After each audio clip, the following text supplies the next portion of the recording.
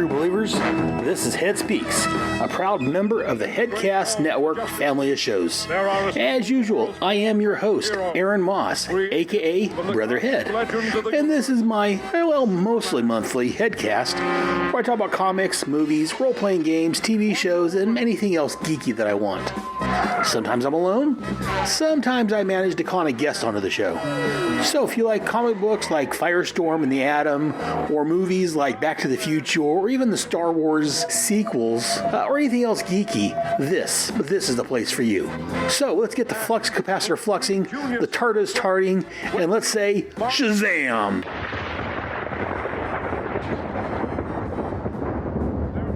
On with this episode of Head Speaks. To right that which is wrong, and to serve all mankind. Hey there, true believers. This is Brother Head back at you with Head Speaks episode 71. Let's go ahead and get started with the show.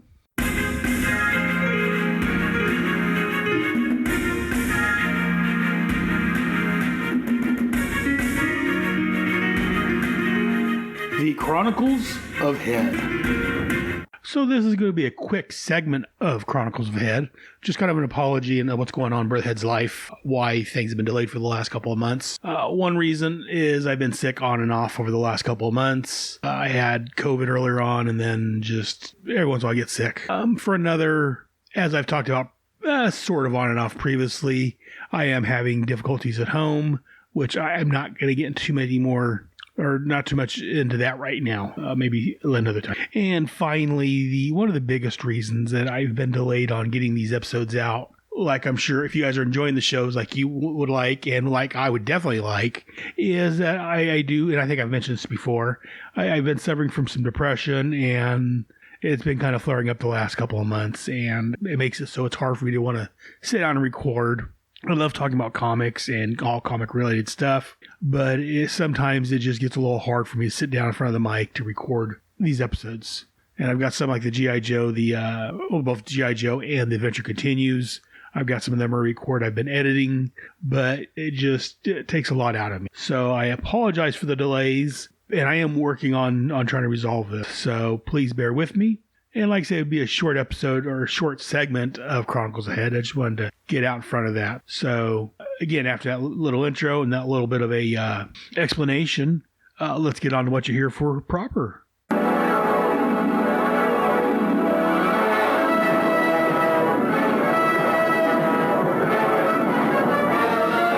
Faster than a speeding bullet.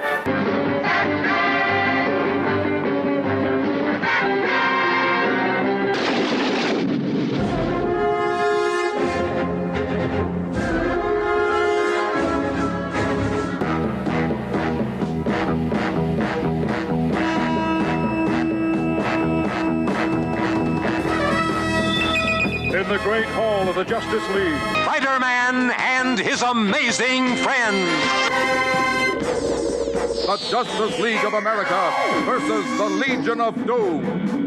This is What's in Head's Long Box? Dedicated to truth, justice, and peace for all mankind. The world's greatest super friends.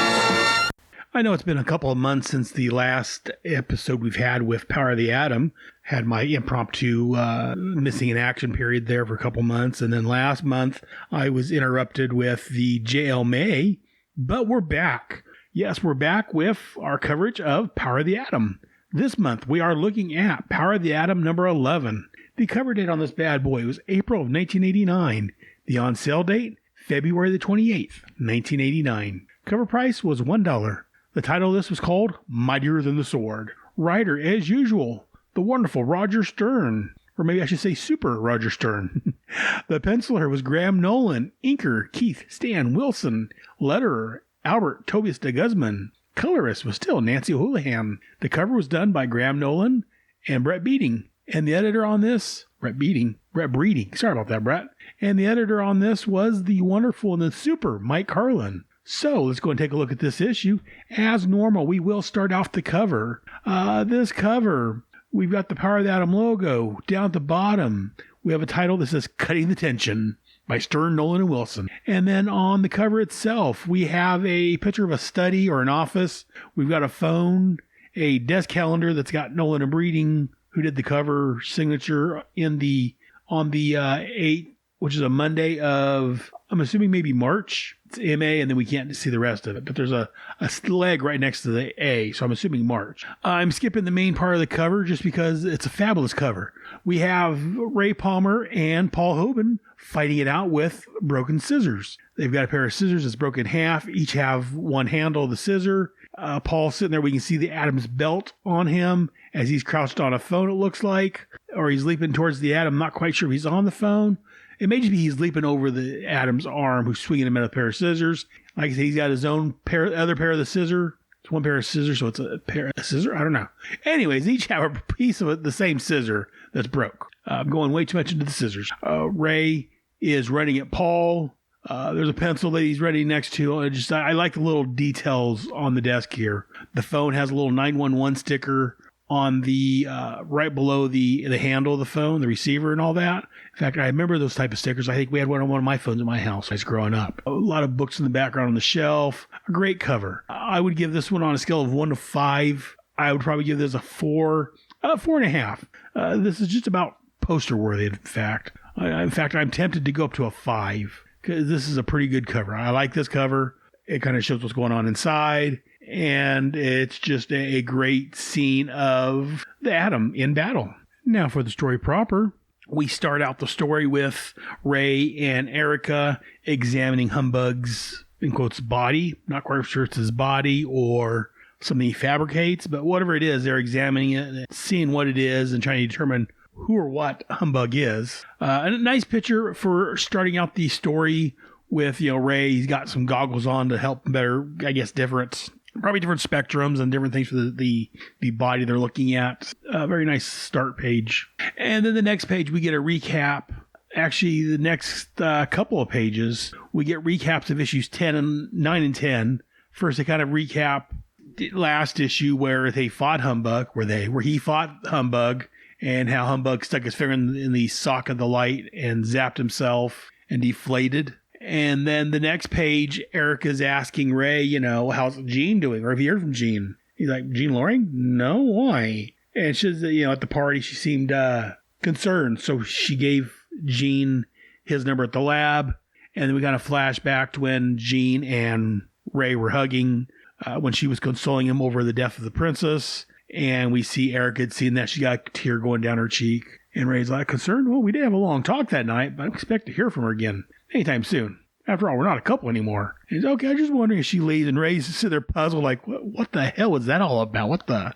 And again, Ray, join the club, buddy. Ain't no one can figure out what a woman's thinking.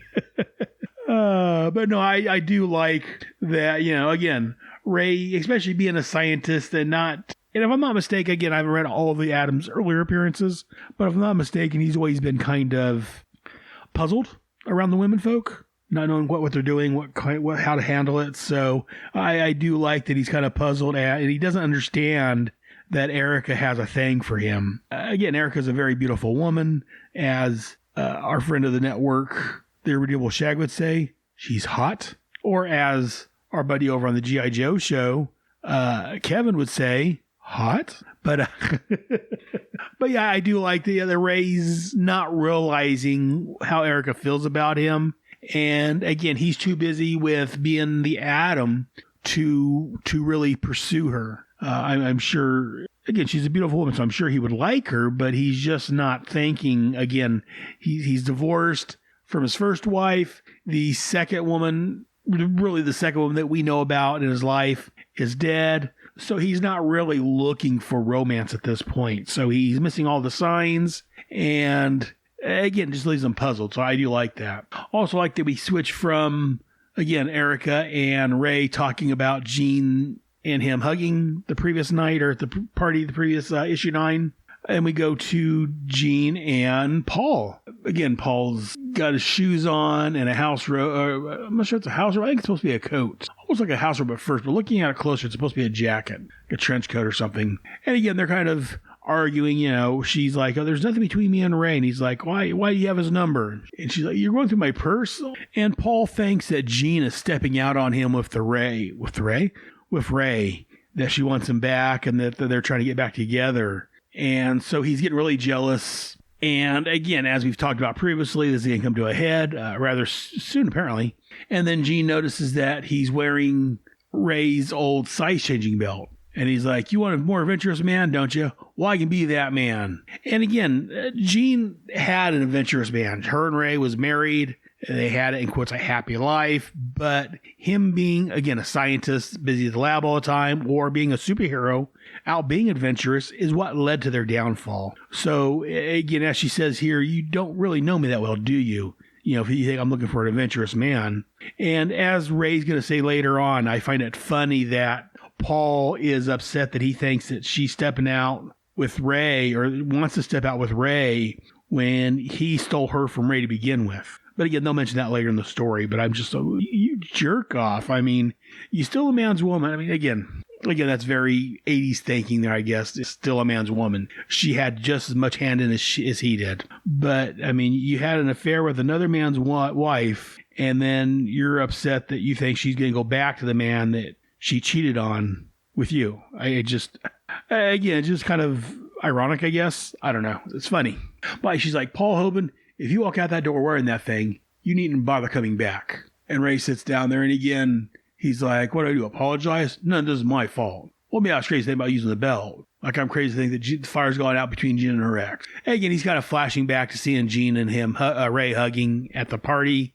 And he thinks now that he's lost his princess, that he's trying to get Gene back. And he's sitting there looking at the phone thinking, he's like, I wish I could give Palmer a taste of his own medicine. And then here on page 5, there's a close-up of his mustache and mouth as he's kind of grinning like, yeah, maybe I can. And then we cut over to the lab in Ivytown at Professor Hyatt's house, where it says, lights have finally gone out, Ray's finally gone to sleep, when suddenly the phone rings. It wakes him up.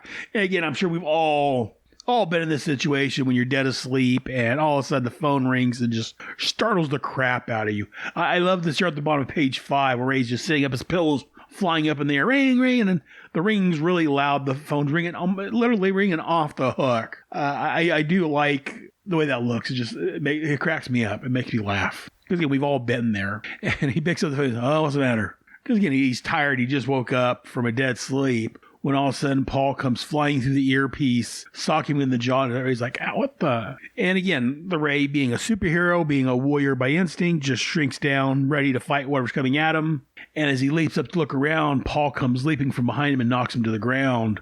And I like this. He's like, nailed him again. Nailed the mighty superhero. He's not so tough. Play around with my wife, will you? As he grabs Ray by the hair and just starts slamming his head into... looks like the mattress. So again, it's not really going to hurt him too bad because, again, it's a soft mattress and blanket. But it could rattle his head, I guess, a little bit. And all of a sudden, Ray grows a little bigger and throws Paul off. And Ray's like, all right, that's enough. And Paul's like, how the devil did he do that? I had his hands pinned behind him. He couldn't hit size controls because at this point, Paul and Ray aren't friends. And again, Ray hasn't expressly told the world about how his powers are working nowadays, because again, he used to have to use the size control belt and use his hands to change, how big and small he got. Since the beginning of this series, when he shrunk down and the suit kind of fused with him and he controlled his mind now, not a lot of people realize that his powers are different. And Ray looks down and sees that it's Paul. He's like, Paul Hoban? That's right, Gene's new husband. Remember me?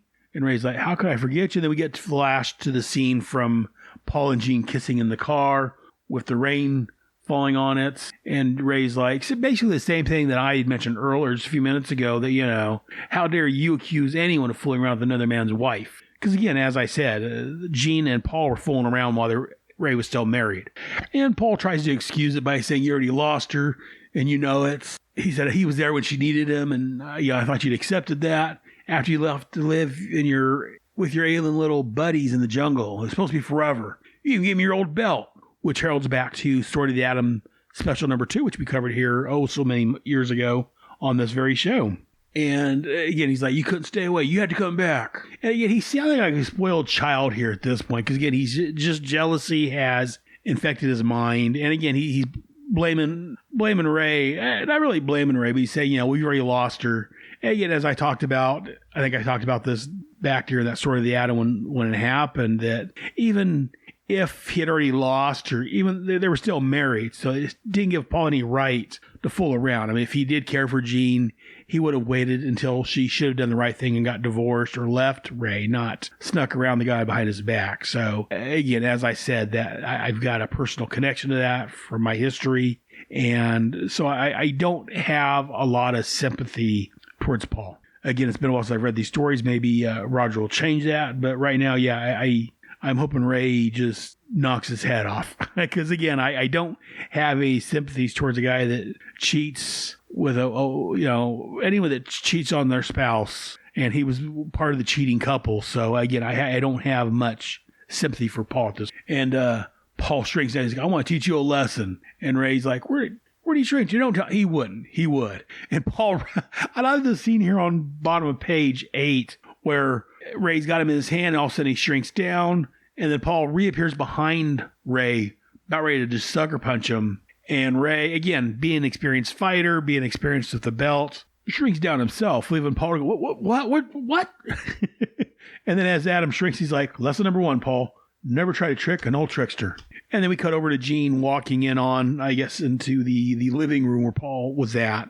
And she's like, apologizing. She's sorry, saying she's sorry that she lost her temper. And as she's talking, she looked, Paul, where are you at? And again, Jean comes just in her negligee. The front of it's got like a very lacy opening in the chest area down the middle. Very nice. Again, as several friends of the network would say, hot. But she's looking, well, the door's still locked. The chain's on. I would have heard we got the back door. Where could he go? And then he sees the phone sitting off the hook with her little radio playing with Ray's number next to it. And again, she says she dialed the redial and it's Ray's number. I don't know how she could tell it was Ray's number just by the redial, because it doesn't announce the number normally, especially on these older rotary phones like they have. It just dials the number. So I don't know how that could be a rotary phone because it's got a redial on it. So, but yeah, I don't know how she could tell from, there's a number sitting there. So, obviously it was Ray's number he called, but I don't know. Anyways, but she realized that he's gone to Ray's and the number's busy. So I guess apparently she's trying to call Norm and Erika's also, and neither one of them answered. So she grabs her purse and her house coat. She storms out to try and stop Paul from doing something stupid, which we cut back to here on page 10, and he's already doing it. He's fighting a professional superhero. And not only that, which we're going to find out in a little bit, not only is Ray a superhero as we know, but he was lost in quotes, lost in the jungles for a while.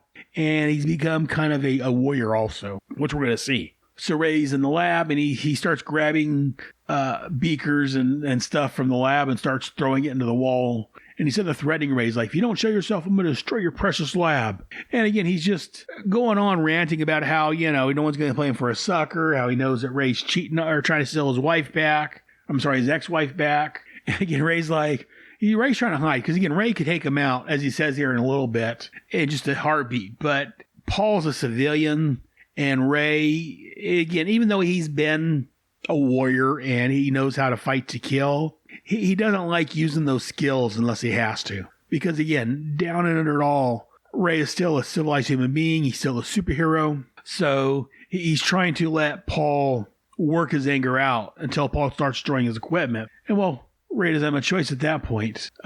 So is he, he said he's still going to wait for him, but he's hoping he yells himself out. And all of a sudden Paul sees the humbug skin, and he picks up with a scalpel, and he's like, what is this? Some sort of new obscene costume? And he's going to cut it open. And Ray again jumps up and yells him to stop.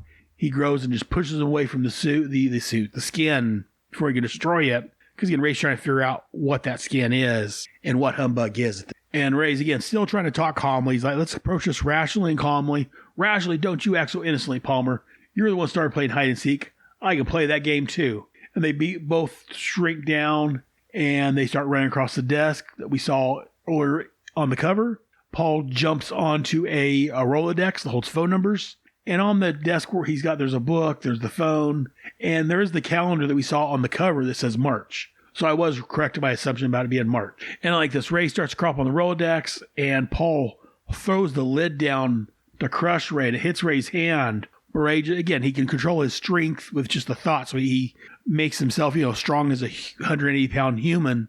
and breaks the Rolodex, knocking Paul down. Paul's like, crap, when did he get that? When did he get so strong? And I do love that, I say Paul doesn't realize who he's messing with. He knows Ray as the Atom, the superhero, before he took off to to visit and live in the village with the Moladorians. Probably mispronouncing that still. But anyways, before he went off to the jungles and lived. So he doesn't realize how Ray's changed, not only living in the jungle, but also his new power set with his costume. And so, again, he figures that Ray's amped up his power, so he picks up the scissors that we saw on the cover, and he starts to swing them at Ray, fighting with him. And as he's trying to cut Ray's head off, you know what you need? You need a haircut. And Ray picks up a piece of plastic or metal or something that came from the Rolodex, uses that to block the scissors from cutting his head off, and he jerks it just so that it breaks the scissors in half. And Ray's like, you want to fight so badly? All right, you've got one. And now we're kind of getting to the cover, which, again, I love when the cover represents something inside the issue. This panel is leading into the cover that we saw. And then as we're fighting here, we got this fight between Ray and Paul. And Ray's he's been trying to talk Paul down for the last 13 pages, try to get Paul to see Frieza, try to get him to realize that, no, he's not trying to get Jean back, that he's done with it. He's just trying to live his life. We cut to a diner where we have Enrica and Norman sitting around having a light dinner, early breakfast, whatever it is. And Norman's talking about the new book they got working on. It's between, Ray's time and his writing speed. And he's like, Enrica, hope I'm not boring you. No, I'm just thinking. Norman, think I am, attractive? Excuse me, is that a trick question? Do you think Raymond would find me attractive? And Norman's like, longtime victim of the fatal Palmer charm. He's, I've always been attracted to him ever since I was his lab assistant, but he was married. But, that's no longer the case, but, And Paul's like, it seems like the one you love never really knows you're there. And again, I don't think they really go into it much further in this issue, but it makes you wonder, is Paul got a thing for Enrica? Which again, Enrica's a beautiful woman, so I wouldn't blame him. But so Enrica loves Ray. Ray doesn't really know, he knows she exists, but again, he's not thinking of romance at this point. And Norman here is in love with Enrique. Paul thinks that his wife Jean and Ray have a thing going. So it's just a big giant, not love triangle at this point, but a love quadruplet or something like that. All five of these people all mixed up with their intentions. And again, Norman is too shy to tell Enrica how he feels, especially since she's got a thing for Ray. And then we're interrupted from here with Jean being pulled over. Apparently she's about 80 miles south of Ivy Town, where a cop pulled over for going twice the speed limit. And she's explaining that, her ex-husband's Ray, a.k.a. the Atom, and her current husband's gone off to fight him, and she's trying to stop it. And so he's like, well, let's get back to the police car. We'll check out your story. And again, as she walks away from her car to the police car, he doesn't have a handcuff or anything. She's walking of her own free will. So she's not under arrest at this point. But as she's walking, her house coat's flying open and revealing her skimpy lingerie. Again, hot. And as she's walking away, the cop's like, you don't mind taking a breathalyzer test, do you? And she's like, oh, no, I don't mind. And she's thinking, Paul, you lunatic, this is all your fault. And so we'll cut back to the fight. And again, this is where we basically get the cover with Ray and Paul each have part of the scissors.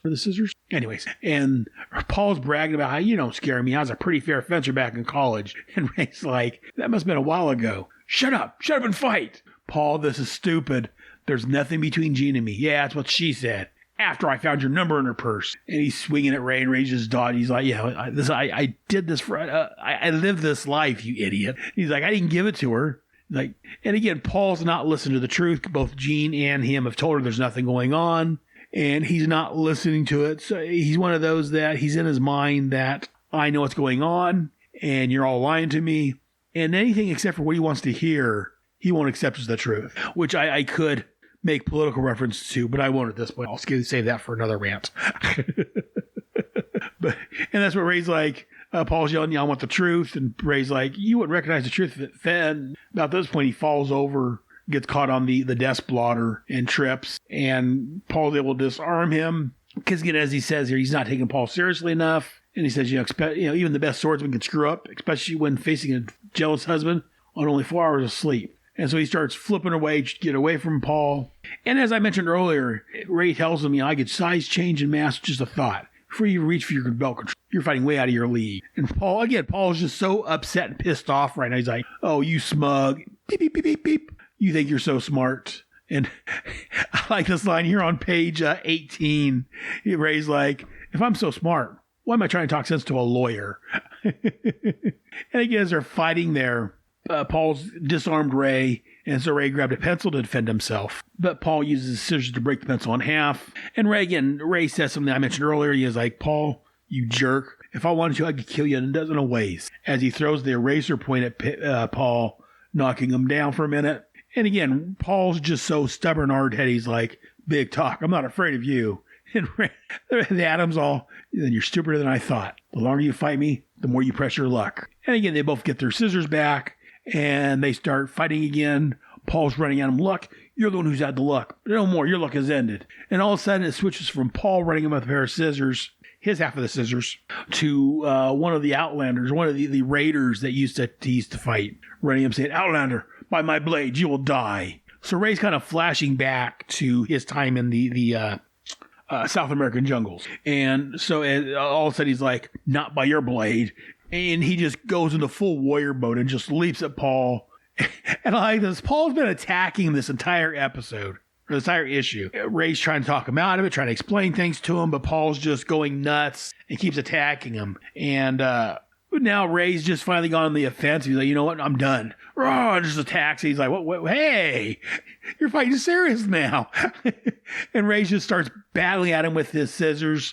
Finally disarms Ray. And he's about ready to deliver the coup de grace, as it's called. And Paul's like, no, don't. Because he pushed Ray until Ray just kind of had a flashback or PSTD or whatever of his time in the jungle. Now the warrior in him's come out. And we hear, Paul, no, don't. And also we hear a thunk as we cut outside, where the police are knocking on the door.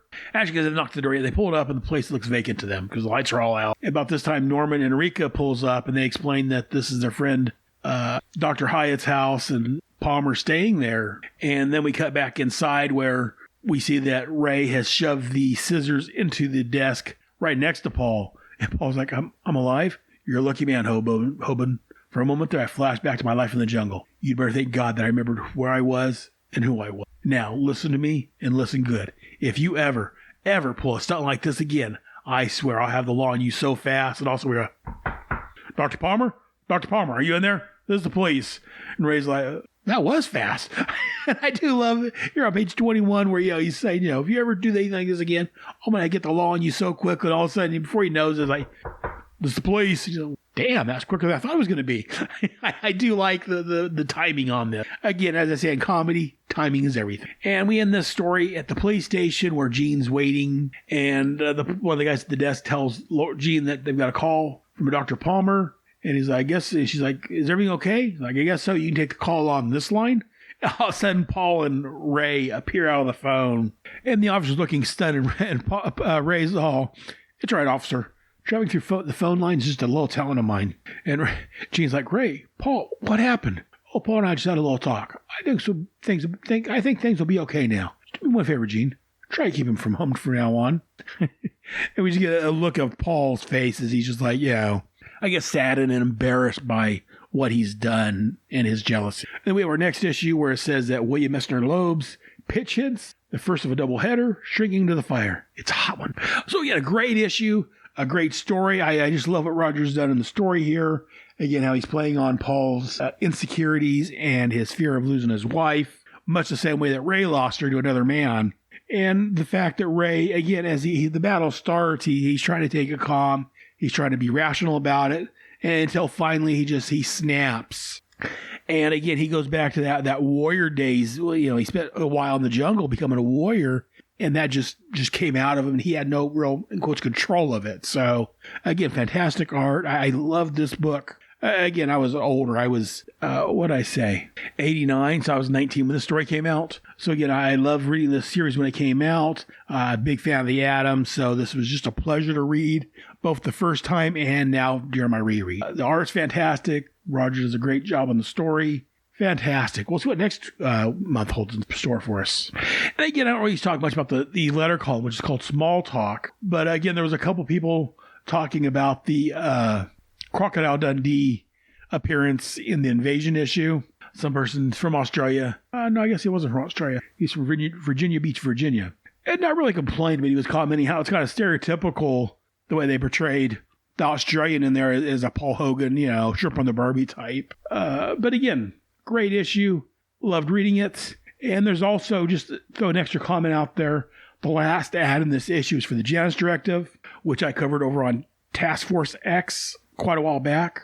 Great storyline there. Check that out. But anyways, that's going to do it for this month for The Power of the Atom. Again, great story. Let me know what you guys think. Have you guys read this? Do you guys like it? Do you like my coverage of it? Let me know. Send me an email to head@headspeaks.com. I look forward to hearing from you. So now let's go ahead and move on to the next segment. Actually, we're going to take a quick break, and then we'll go move on to the next segment. So take a listen to these commercials, and I'll be right back. Head Speaks will be back after these important messages.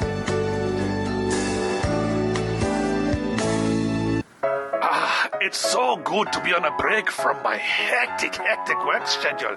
To be free of, I like to help my clients, but it's so nice to just get out of the office and stretch my legs and go for a walk around the city. What a beautiful day. It's lovely. Oh, excuse me, mate. Have you got any DC events? Have you got any Invasion? Have you got any Genesis? I'm very sorry. Wait, Paul? Oh. Paul, is that you? Oh, Dr. Herfen thing. Oh, hello. Mein Gott! Paul, what has happened to you? Why are you in this gutter here? I may have had a bit of a relapse and got back on the DC events a bit too hard. Multiple expletives in whatever European country I come from. Good Lord, this means one thing. We have to get you back in the office for more DC OCD. Oh, excellent. Yes, DC OCD is back, looking at every single DC event from where we dropped off last time. I don't know where that was, but we're moving on into the recent years of DC events. So look for it on the Waiting for Doom feed, wherever you see good podcasts and ours. Just when I thought I was out, he drags me back in. Hoo-ha! Dear Diary, 4 million years later is a highly advanced form of podcast. I don't really know if it's from the past or the future, but the hosts can think and have real feelings. I don't understand it, Joe. There's already been podcasts doing an episode-by-episode rewatch of the original Transformers cartoon series. Why would two dopes be doing another one? I don't like it. Something's wrong. Real wrong. 4 million years later is a podcast from me, Jersey Drozd, And his friend Hoover. who are two guys who've watched Transformers since 1984 and have never stopped thinking or talking about it. We've been friends for 25 years, and a large portion of our discussions have been about the details and minutiae of the original animated series. So since 25 years still hasn't satiated our need for talking about this stuff, we've decided to put our thoughts and discussions to metaphorical tape and launch a podcast. So find 4 million years later at your favorite podcatcher, or just go to 4millionyearslater.com and listen there. Perfect! Absolute perfection! Hey, Jeff. Hey, Mike. Man, it sure is great to be back from crisis to crisis after all this time. It's been a busy year for both of us. For very different reasons. But now we're ready to cover the post-Death and Return Superman stories. Yeah, and we're about to start the books that came out in 1994, which means that we have so much to look forward to, like Bizarro's World.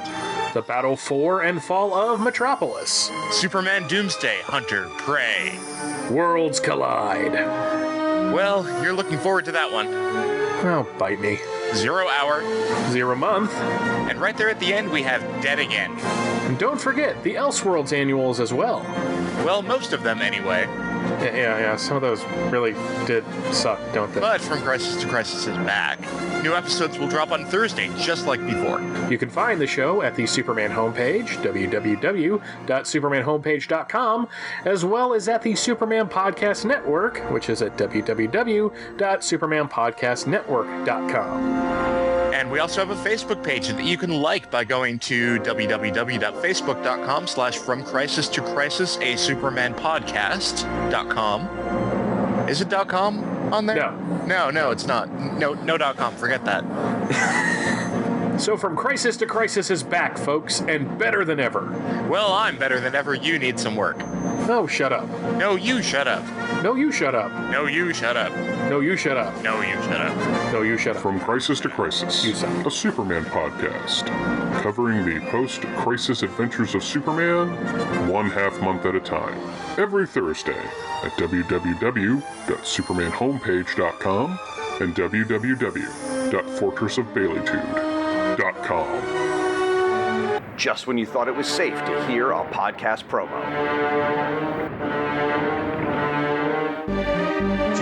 JL May do brave and bold do comic books do JL May. JL May do brave and the bold do comic books do JL May. JL May do brave and the bold do comic books do JL May. JL May do brave and bold do comic books do JL May. The annual podcast crossover event celebrating the Justice League is back. And we're covering the 2007 Brave and the Bold series that started with Mark Waid and George freaking Perez and ended with J. Michael Straczynski. Throughout the month of May, participating podcasts will release special episodes on issues in the run. It all kicks off in the Overlooked Dark Knight podcast. Follow the event on social media using the hashtag JLMay2023. Coming this May. JL May do brave and the bold do comic books do Mephisto. Hey! That it? Is that what you want? Things I do for this show. And now back to Head Speaks.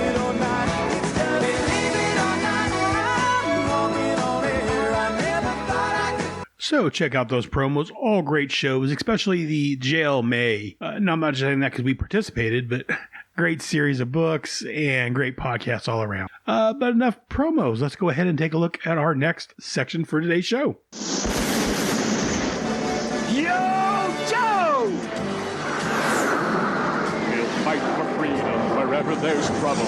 G.I. Joe is there. G.I. Joe, American hero. And the masters of the universe. Teenage Mutant Ninja Turtles. Teenage Mutant Ninja Turtles. Teenage Mutant Ninja Turtles. Heroes in a half shell. Turtle power. Who you gonna call?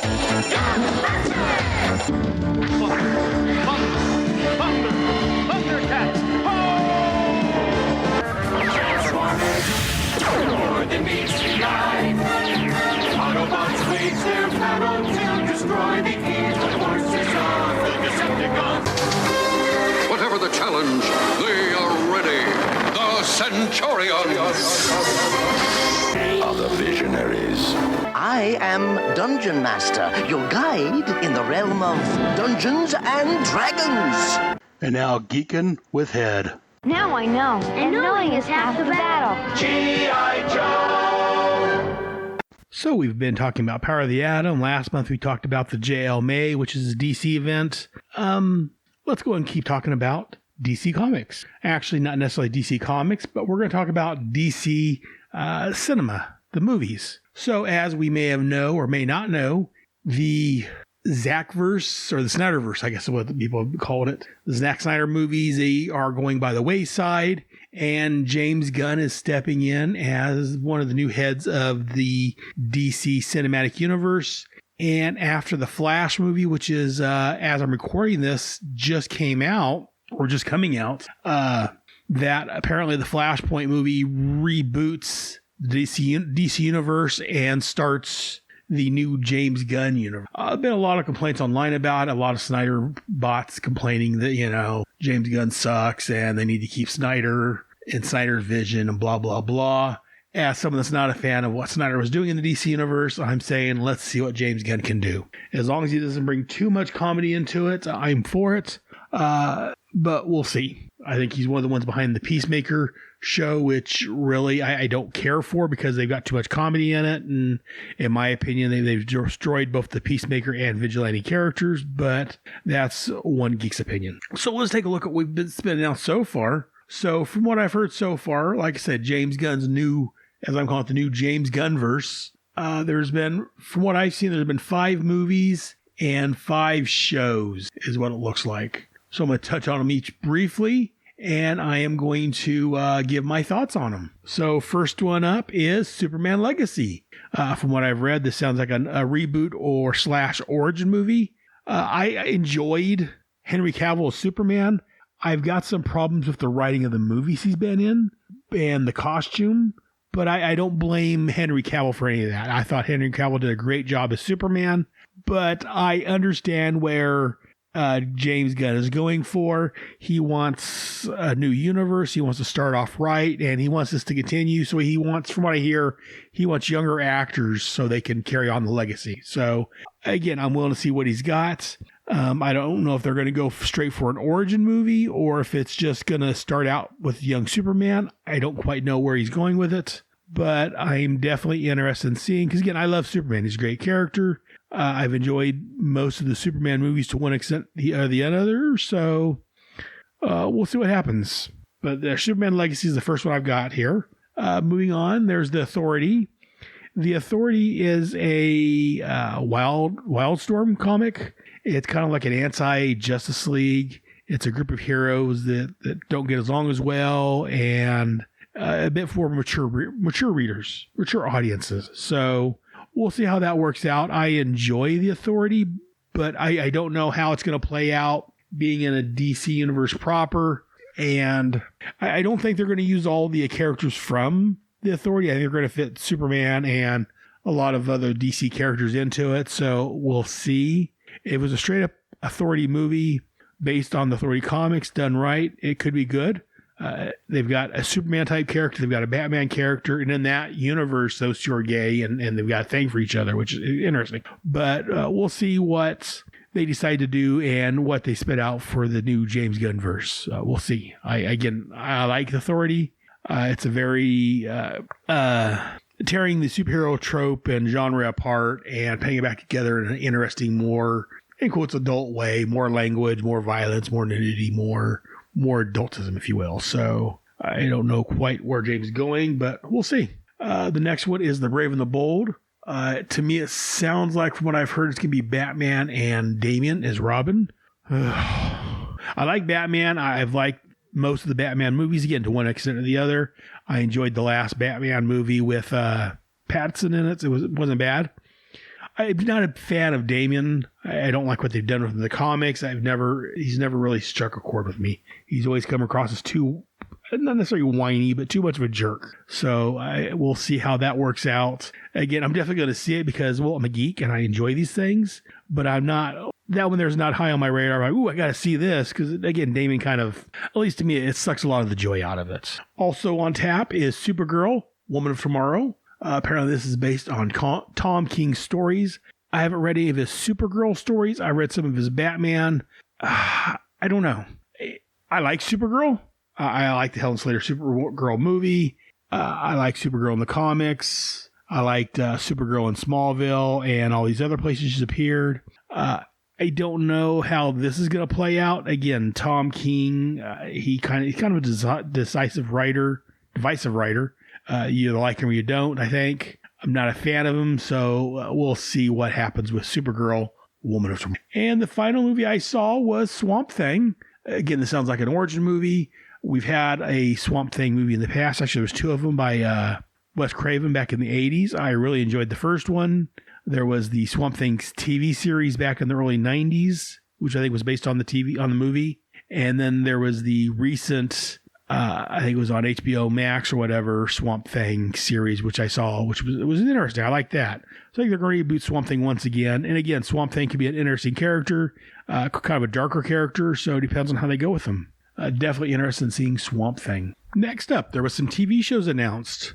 I'm assuming they're going to appear on Max, on HBO Max, and now it'll become Max. So let's take a look at these shows. First up, I believe this is going to be an animated TV series called Creature Commandos. The Wall forms another supergroup, this time made of monsters. The Creature Commandos is an interesting group. It's an interesting concept. Monsters becoming heroes and fighting to save the day. Kind of like a monster version of the Suicide Squad. Again, as a Suicide Squad fan, I'm interested in it. So we'll see what happens there. Also up is Waller has got a TV show coming out. Apparently it takes place between seasons 1 and 2 of Peacemaker. Not a fan of Peacemaker.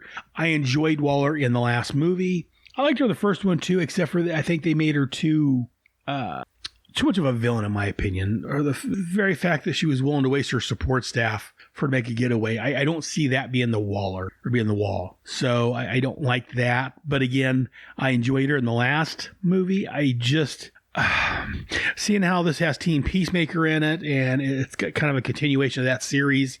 I'm afraid, because again, I love the Wall. She's a great character. I think Amanda Waller is fantastic, as I talk about all the time over on my Task Force X podcast. I'm just afraid they're going to make it like Peacemaker and too comical, and I like comedy at the right times. Certain characters I don't think is really great for slapstick comedy like they do with Peacemaker, especially when they ignore the character that's been in the book for years. So yes, part of me says, yes, Waller's getting a TV series, but part of me says, it's by the same guys that is Peacemaker. I don't know. So we'll see what happens. Again, whether I like it or not, that's not going to stop them. So we'll see what happens. Next up is a series called Lanterns. Apparently it's Hal and Guy Gardner Space Cops. I'm a little surprised they didn't throw Jon Stewart in there because, again, in this day and age, political correctness. And I'm just surprised we didn't get Jon Stewart in there, but maybe they got something lined up for him. I like Hal. He's a great character. Guy, he's got his moments. So, and they're supposed to be space cops. We'll see how it's written. It could be a great idea or it could bomb. Depends on how much of the police procedure they go for and how much they lean towards the seriousness or the goofiness. It all depends on how it's written out. So, definitely an interesting concept. Green Lantern's a great comic. Again, it survived all these years. It's different incarnations. So we'll see how, again, Hal is the top Green Lantern, most people's favorite, I think.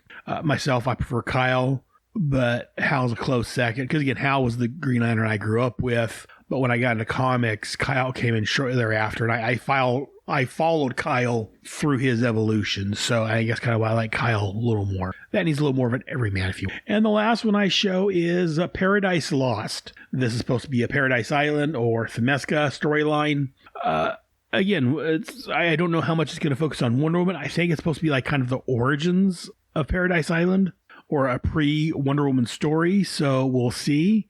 I know Gotham was like a pre-Batman Gotham City series, but all the Batman fans started complaining that, you can't have a Batman series without Batman. So they loaded up with a lot of Batman villains, which in my opinion made it less than what it could have been. But I'm definitely interested in watching Paradise Lost, seeing some more Themysciras. Again, Wonder Woman, hot. So we'll see. Again, I don't think she's going to be in it, but we'll see what they do with it.